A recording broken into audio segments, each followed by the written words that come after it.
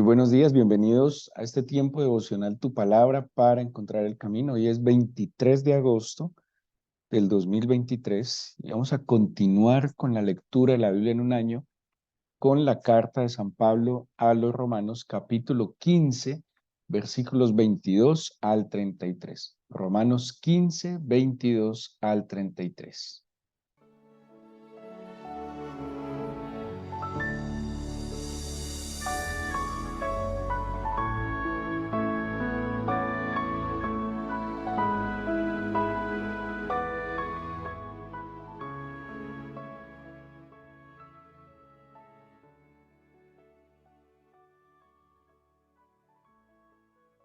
Dice la misma escritura que la Biblia es inspirada por Dios y es útil para instruir, para corregir, para redarguir, y dice además que es útil para perfeccionar la obra que el Señor está haciendo en cada uno de los creyentes.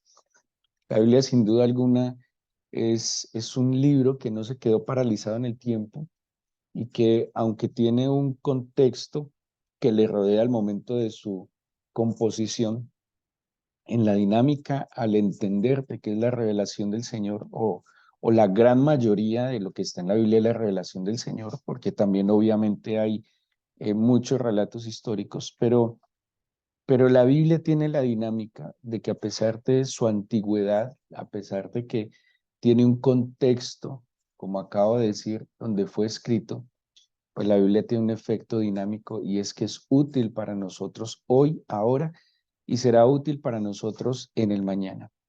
La Biblia no nos habla de seres humanos perfectos, no nos habla de seres humanos pues que nunca se equivocaran, por el contrario, nos habla de seres humanos que han cometido muchos errores, pero sí nos deja ver con claridad un gran Dios, un gran Padre, un gran Salvador, Jesucristo, y su Espíritu que está en medio de nosotros. Vemos hombres y mujeres que están luchando, lidiando batallas, como seguramente nosotros también las lidiamos cada día, batallas de fe, estamos enfrentando las circunstancias que nos rodean y la Biblia por eso de alguna manera se convierte, y ayer hablábamos de eso, en consolación. La palabra del Señor consuela al también poder ver reflejado en las experiencias de aquellos que están en la Escritura, que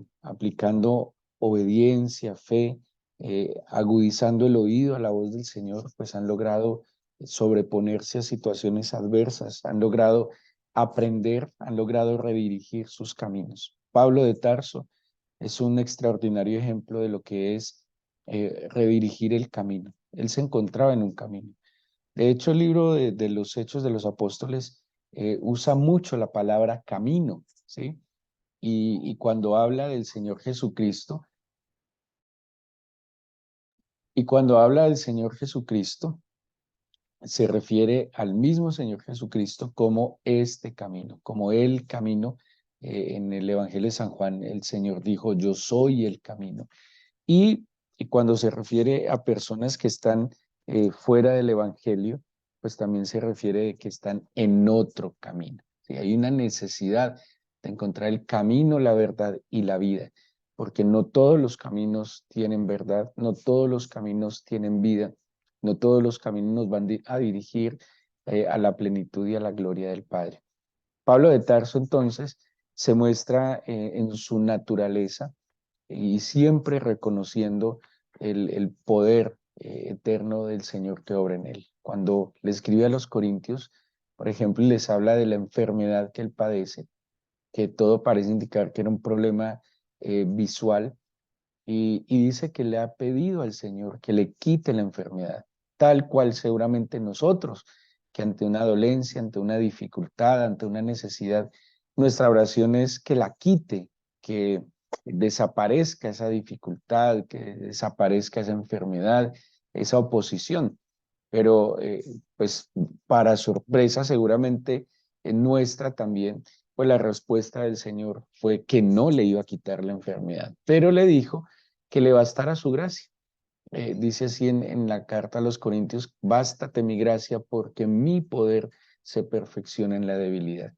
Y ante esta respuesta, que muchos seguramente nos frustraríamos, que muchos caeríamos en queja, en amargura, San Pablo más bien termina diciendo: de buena gana me gloriaré entonces en las debilidades, en afrentas y dificultades, porque en Cristo Jesús, cuando soy débil, soy fuerte.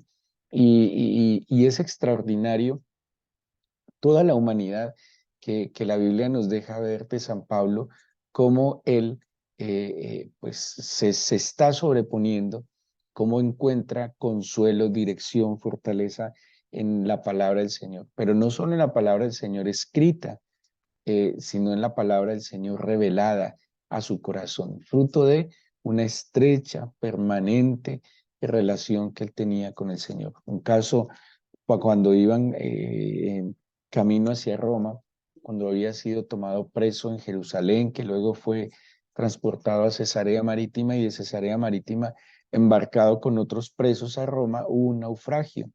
Y en ese naufragio, eh, dice, hubo una gran tempestad que duró 14 días y 14 noches, dice el libro de los Hechos, y Pablo en medio de eso se pone a orar, a interceder seguramente por los que navegaban con él, y dice que el ángel del Señor se le presentó, ¿sí? El Señor se le presentó y le dio la certeza de que nadie iba a perecer en medio de pues de esa situación tan adversa, que termina siendo un naufragio, pero nadie muere por esa palabra revelada, ¿sí? Nosotros hoy tenemos un poco más herramientas de las que tenía incluso San Pablo, porque tenemos la posibilidad del Espíritu del Señor que nos revele esa palabra, pero tenemos la palabra, un canon completo, 66 libros, dos grandes partes, dos testamentos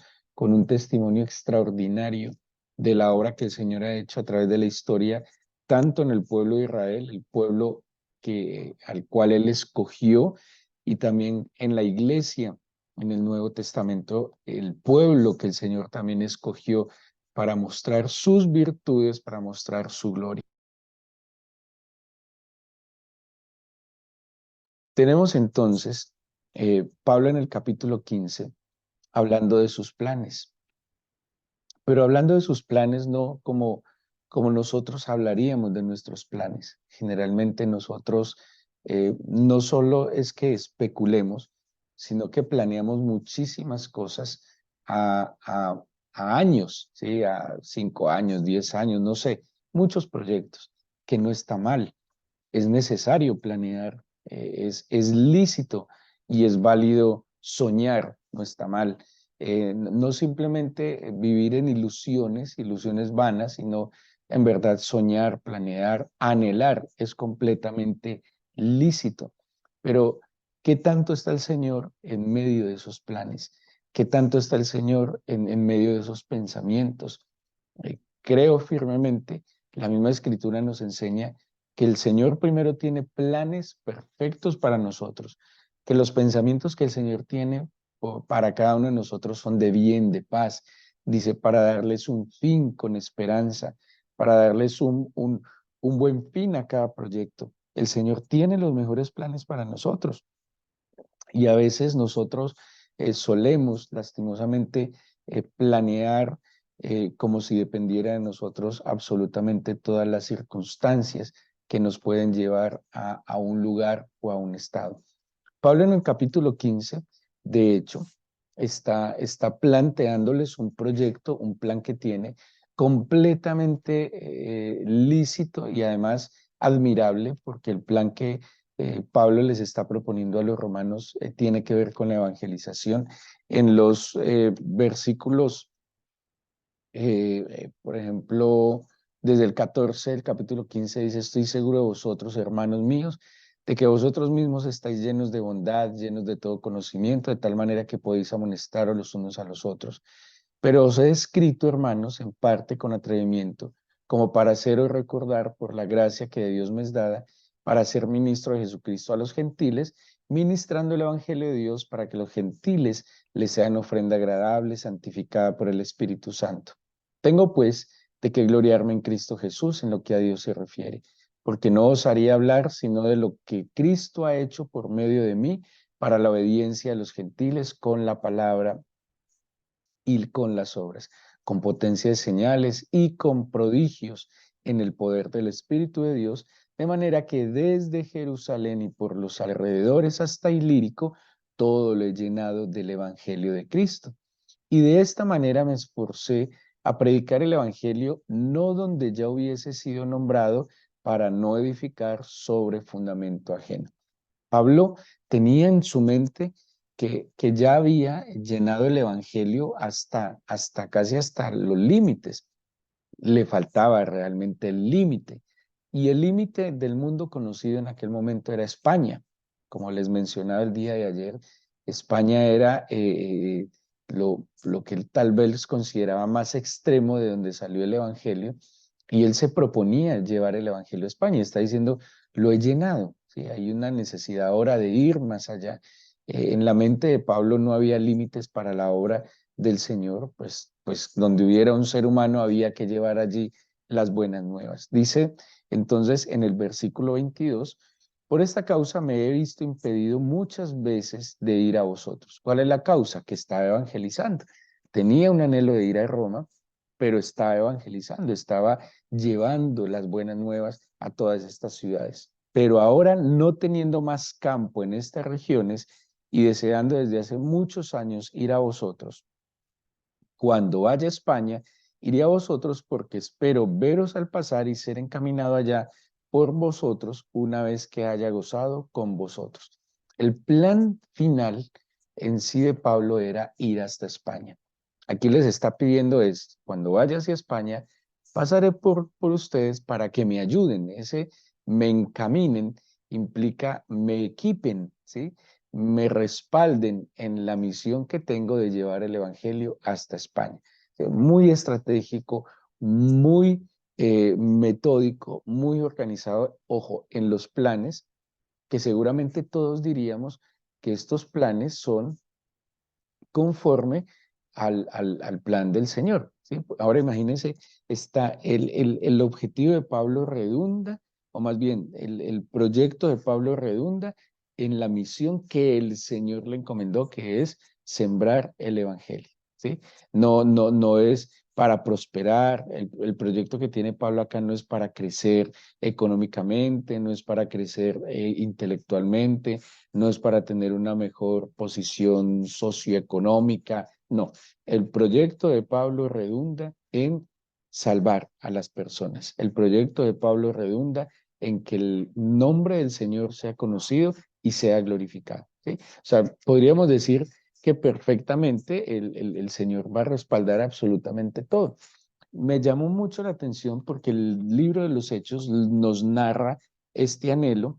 Acuérdense que el libro de los Hechos es como la narración cronológica de, de toda la misión evangelística de los apóstoles, y ya las cartas es el proceso pastoral y de acompañamiento que Pablo está haciendo con las iglesias establecidas. Y dice el libro de los Hechos en el capítulo 19-21, pasadas estas cosas, Pablo se propuso en espíritu ir a Jerusalén después de recorrer Macedonia y Acaya, diciendo, después que haya estado allí, me será necesario ver también a Roma. Y enviando a Macedonia a dos de los que le ayudaban, a Timoteo y Erasto, él se quedó por algún tiempo en Asia.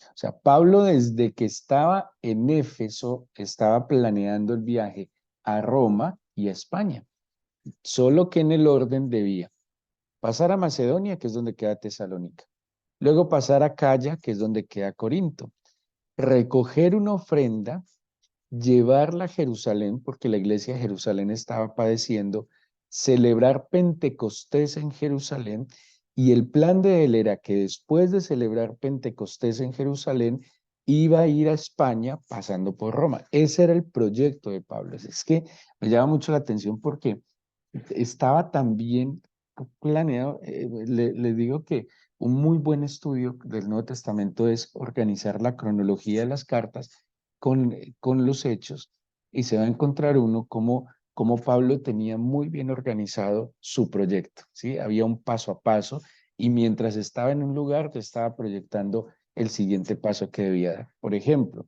en Éfeso, en Éfeso estaba planeando ir a Macedonia y a Acaya para recoger la ofrenda. Pero en Acaya, ya es donde, que es donde se cree, entre Acaya y Macedonia, donde se escribe los romanos, adelanta, o sea, de alguna manera las cartas también eran una avanzada de Pablo, y les está contando que él va a ir primero a Jerusalén con la ofrenda de los santos, que es lo que está en Romanos, y que luego les va a visitar a ellos. Primera de Corintios 16 está antes de ir a Acaya y a Macedonia a recoger la ofrenda y les dice, en cuanto a la ofrenda para los santos, o sea que Corintios es escrita desde Éfeso. Hechos nos está diciendo que Pablo está en Éfeso y que tiene un plan de ir a Macedonia y que tiene un plan de ir a Corinto. Antes de ir a Corinto envía una carta y les instruye, entre otras cosas, dice el capítulo 16 de Corintios, en cuanto a la ofrenda para los santos, haced vosotros también de la manera que ordené en las iglesias de Galacia. Cada primer día de la semana, cada uno de vosotros ponga aparte algo según haya prosperado, guardándolo para que cuando yo llegue no se recoja entonces ofrendas.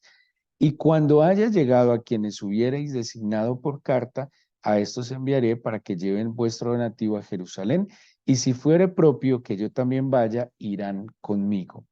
Iré a vosotros cuando haya pasado por Macedonia. Entonces, si ven cómo Pablo en cada lugar que está, ya está proyectando el siguiente paso, ¿sí? Y cada paso que le está proyectando le va haciendo una avanzada para cumplir el propósito al cual el Señor lo había llamado. ¿Cuál? Ir a llevar el evangelio a los gentiles. Entonces, cuando Pablo plantea a los romanos, él tiene claro ahora que va de Acaya, que es Corinto, Macedonia, que es Tesalónica, lleva el donativo, lo lleva a Jerusalén por muchas razones en las cuales había situación económica en Jerusalén difícil. Pues los santos, o sea, la iglesia era pobre en Jerusalén. Los santos aquí no se refiere solo a los apóstoles y a los líderes, sino a la comunidad cristiana como tal que tenía necesidades. Un comentario de Barclay dice que había muchos saduceos que se habían convertido al cristianismo y que estos habían perdido el trabajo.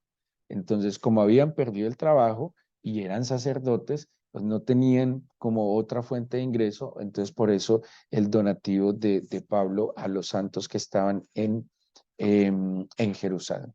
Pero, ¿qué pasa aquí? Pablo entonces tiene el plan, ¿sí? Pablo tiene el proyecto. Quisiera leer algo que dice Santiago para que lo tengamos muy presente respecto también como a los planes que nosotros hacemos, a los proyectos que nosotros tenemos en mente y también cómo irlos llevando. Santiago enseña algo que me llama mucho la atención. Dice Santiago 4, versículo 15 y 16. Mm, Bueno, desde el 13, pongámosle cuidado a Santiago 4:13. Vamos ahora, los que decís, hoy y mañana iremos a tal ciudad y estaremos allá un año y traficaremos y ganaremos. Cuando no sabéis lo que será mañana, porque ¿qué es vuestra vida? Ciertamente es neblina que se aparece por un poco de tiempo y luego se desvanece. En lugar de lo cual deberíais decir, si el Señor quiere, viviremos y haremos esto o aquello. Pero ahora os jactáis en vuestras soberbias. Toda jactancia semejante es mala. Y al que sabe hacer lo bueno y no lo hace, le es pecado. Impresionante lo que dice Santiago. Claro, Santiago está diciendo es que cada uno hace sus planes, cada uno dice aquí, mañana voy un año, vengo un año, un negocio, consigo dinero. O sea, todos tenemos planes, pero está diciendo, en eso hay soberbia. Hay que ser humildes, porque nosotros no sabemos qué será mañana, porque nosotros no sabemos si llegará el mañana. Más bien, incluso enseña por ahora, o más bien diga, mm, si el Señor quiere, viviremos y haremos esto o aquello. ¿Saben qué encuentro, perdón, en todo esto que nos va narrando la Biblia acerca de San Pablo? Un hombre que tenía muchos sueños, eh, muchos planes, muchos proyectos. Un hombre con unas capacidades extraordinarias, pero también con muchísimas limitaciones. Un hombre que supo reconocer las virtudes y las buenas cosas que el Señor, de las cuales el Señor le dotó, pero también un hombre que reconoció sus limitaciones, como les expliqué, que habla en el libro de los Corintios respecto a su problema visual. Un hombre que tenía claridad no solo de sí mismo respecto a sus capacidades y a sus limitaciones, sino que sobre todo tenía claro de quién era, a quién le servía y para qué era su vida. Su vida no tenía otro sentido que no fuera para el plan, el propósito y el proyecto que el Señor tuviera para él. Pablo trataba de sujetar todos sus planes al Señor. El libro de Filipenses, cuando habla de que él solo va hacia adelante, olvida lo que queda atrás, que se extiende hacia la meta, cuando dice así, una cosa algo, me extiendo hacia la meta, olvido lo que queda atrás, voy hacia la meta del supremo llamamiento. Tenía claro el galardón, habla del galardón, habla de las coronas, sabía en últimas cuál era su lugar, su morada eterna. Dice, yo quisiera morirme, así lo dice a los Efesios, quisiera morirme. Para mí es mucho mejor partir con Cristo, pero es más conveniente que yo me quede por causa de la obra. Un hombre determinado, un hombre que está luchando con sus dificultades, con sus necesidades, un hombre que está luchando con el rechazo. Acordémonos que Pablo, por eso es que dice apóstol de Jesucristo en sus saludos, porque él está luchando con un rechazo de la comunidad cristiana que no le reconoce como apóstol. O sea, él está luchando también con el menosprecio de sus compañeros, ¿sí? Y eso es real, pero es un hombre que aprendió a sujetar sus planes, sus proyectos, sus sueños, sus anhelos, como le quiera llamar, al Señor. Iba planeando, iba tratando de hacer una avanzada, pero en todos ellos estaba sujeto a que la gloria del Señor se manifestara y que el plan perfecto que el Señor tenía para él se cumpliera. ¿Qué pasó? Lastimosamente, Pablo, al fin y al cabo, nunca pudo llegar a España y llegó a Roma en otras circunstancias, porque no llegó a Roma como él quisiera, encaminándose hacia España. Llegó a Roma, y ayer se los mencioné, lastimosamente en unas condiciones aparentemente adversas, pero en condiciones en las cuales siempre el nombre del Señor fue glorificado. Seguramente Pablo hubiese querido llegar a Roma en una embarcación, pues, de manera voluntaria, que él fuera, pagara su pasaje, hiciera, digámoslo así, un crucero por el Mediterráneo para llegar hasta Roma. Pero llegó en un crucero de presos, de delincuentes, llegó en medio de un naufragio, como les comenté, pero en todo ese proceso, viendo, dándole la gloria al Señor. Y en eso, en las narraciones que encontramos, nunca vemos una queja de Pablo, nunca vemos un reclamo al Señor de Pablo, solo vemos eh, una satisfacción de saber de que estaba en el camino que debía estar, en el momento que debía estar, con quien debía estar. Y no importaba lo difícil que pareciera, él sabía que era el lugar que el Señor le tenía en ese momento para su gloria, pero también para bendición de San Pablo. Ahora, ¿qué es lo que debería haber en nuestro corazón respecto a todo plano, proyecto que tengamos? Buscar en serio la mayor gloria del Señor. Y preguntar, ¿tú quisieras esto, Señor? ¿Tú quisieras que yo hiciera esto? ¿Tú quieres que vaya? ¿Tú quieres que me quede? ¿Tú quieres que emprenda? ¿Tú quieres que frene? ¿Tú quieres que avance, Señor? ¿Tú quieres que tal vez dé un paso atrás? ¿Tú qué quieres, Señor? Y Santiago lo dice, hay que ser humildes respecto a lo que nosotros planteamos delante de nosotros. ¿Tú en verdad estás de acuerdo con esto que está en mi mente? ¿O Señor, muéstrame todo lo que está en tu corazón y en tu mente para mí, para que yo lo pueda discernir y para que yo pueda caminar en pos de ese proyecto divino que tienes para mí. No es fácil, seguramente. Cuando uno ve la historia de San Pablo, no fue fácil. No siempre se le abrieron puertas, ¿sí? No siempre fue recibido con beneplácito. No siempre las cosas salieron como él quería en el momento que quería, y eso que era un tipo ordenado y previsivo. Pero las cosas no siempre se dieron tal cual él las esperaba, porque las cosas se deben dar como el Señor determina que se den. Y en eso hay que ser humildes, porque no podemos añadir, si no fuese por la voluntad del Señor, un minuto a nuestra existencia. No podemos añadir un centímetro de estatura, así lo finjamos con zapatos altos, pero a la estatura esencial no la podemos añadir. Todo proviene del Señor, todo es de Él, todo es por Él y todo es para Él. Así que tenemos en San Pablo un ejemplo maravilloso. Que aprendamos a sujetar todas las cosas delante del Señor. Y lo que Él tiene para nosotros es lo mejor porque será para su gloria y será para nuestra bendición. Así que entreguémosle este nuevo día al Señor a través de nuestra oración.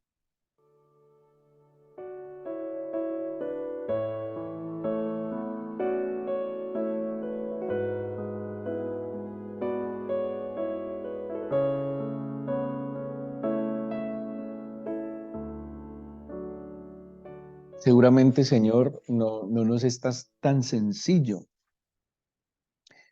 poder discernir tu voz y tus planes en medio de nosotros. Pero quiero pedirte hoy que mi corazón se rinda delante de ti. Ese es un primer paso. Que en verdad, que sinceramente nuestro corazón tenga la disposición de rendirse a ti, de hacer tu voluntad. La tuya, la que es agradable y la que es perfecta. No la permisiva, no la tuya, el plan diseñado, perfecto para cada tiempo, para cada momento en mi vida. Eso es lo primero. Si yo tengo esa disposición, se me va a facilitar discernir tu voz y tu dirección y encontrar el punto de intersección perfecto de mis planes y tus planes. Seguro que se encontrarán. Por eso hoy te pido, Señor, que inclines mi corazón hacia ti. Yo sé que tú respetas mi voluntad. Por eso, voluntariamente, te pido con humildad que inclines, dígale así, mi corazón hacia ti. Mi corazón generalmente se inclina por la influencia de otros, de mi propia mente. Señor, a veces de mis conflictos inclinan mi corazón. Pero tú que eres perfecto y libre en tus caminos, te suplico que mi corazón lo atraigas a ti y que tenga la confianza, Señor, y la seguridad de que en tus manos estoy mejor, que yo debo estar cerca a tu corazón. Acércame a ti, por favor. Quita todo obstáculo que yo mismo a veces levanto entre nosotros. Acércame a ti, a tu corazón. Yo te suplico, mi Señor, que me permitas entonces con humildad determinar al entender lo que tú tienes para mí. En la medida en que yo me rinda a tu corazón, Señor, así estaba Pablo rendido a tu corazón, todos sus planes, Señor, redundaban en tu gloria. Y en esa sujeción de sus planes a tu gloria, pues también tenía la flexibilidad de entender cuándo no debía seguir ese camino. Tenía un proyecto, quería ir a Galacia, si no estoy equivocado, pero dice que tuvo una visión de un varón macedonio que le indicó ir a otro lugar. Sin problema, en la flexibilidad de un corazón rendido a ti, reacomodó su camino, Señor, y se fue hacia otro lado porque así lo querías. Tenía el plan de llegar hasta España y de ir a Roma en otras condiciones, pero no importa. Como tú lo determinaste, así era. Y yo te pido, Señor, que nuestro corazón se flexibilice a tus planes, Señor. Que seamos moldeables a tu voluntad. Que seamos moldeables, Señor, a, a tu corazón que es perfecto.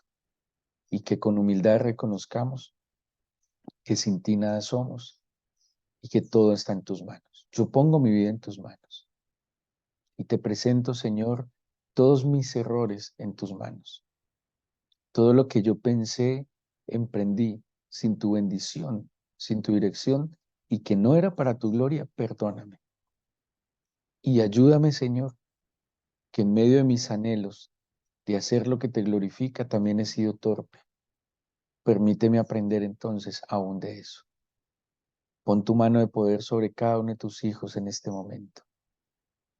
Y a través de tu mano, Señor, transmite tu espíritu.